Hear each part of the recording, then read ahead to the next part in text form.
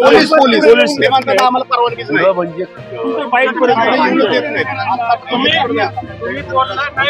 तुम्ही नाही बोलले तर आम्ही मागे येतो तुम्ही आम्ही मागे हे निघू पोलीस म्हणतात जिल्हाधिकाऱ्यांचं पत्र आणा कसं नाही जिल्हाधिकाऱ्यांना चौबेची आणि नेहमीच आहे दादा हे नेहमीच एक अडचण आहे ते म्हणतात की ज्यावेळेस त्यावेळेस आपली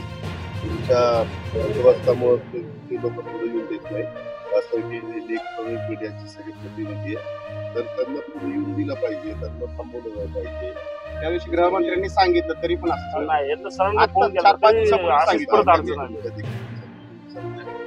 एवढी काळजी घ्या ते जरा येऊ द्यात मी येऊ द्यात एकत्र येऊ द्यात तरी भेटतात आम्हाला असते तरी त्यांना आम्हाला बोलायचं नाही बोलायचं तो आमचा अधिकार आहे परंतु त्यांना काही विचारायचं आता पुण्यात काय वाईट घेतलं एवढं गर्दी तुमचं वाईट पण पुढलं पोलिसांनी आम्हाला माग नाही ठीक आहे बाबा काही काळजी घेतात नाही आता काही नाही आता या का मी जे काही होतं महाराष्ट्रात आपल्या पंतप्रधान आवाज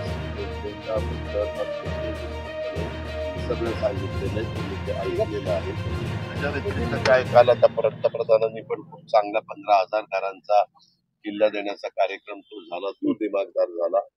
चालू आहे तुम्ही काय करता प्रश्न विचारताना तिसरंच काहीतरी विचारत बसता मला त्याचं उत्तर द्यावं असं वाटत नाही मी कामाचा माणूस आहे हे तुम्ही अनेक वर्ष ओळखता त्याच्या पद्धतीने चाललंय काय नाही सगळं व्यवस्थित जे सांगितले ते झालेलं आहे लगेच विचारणे आलं पोलीस आयुक्तांच्या नावाने पत्र पण व्हायरल झाले शेवटी जे आपल्या स्वतःच्या हिताचं असेल तेच करण्याचं काम आम्ही सगळे लोकप्रतिनिधी म्हणून करू आपण काही कोणाला पाठीशी घालण्याचं काही कारण नाही मागे पण मी उलट माझ्याही जवळचा कधी चुकला तरी त्यांना दारेवर धरलेले हो असं नाही चालणार शहराचं हित कशात आहे तेच आपण पाहिलं पाहिजे आता 22 तारखेची ऐका 22 तारखेची सगळ्या देशामध्ये जय्यत तयारी झालेली आहे आम्ही सुट्टी पण काल जाहीर केलेली आहे राज्य सरकारनी आणि सगळ्या इमारतींवर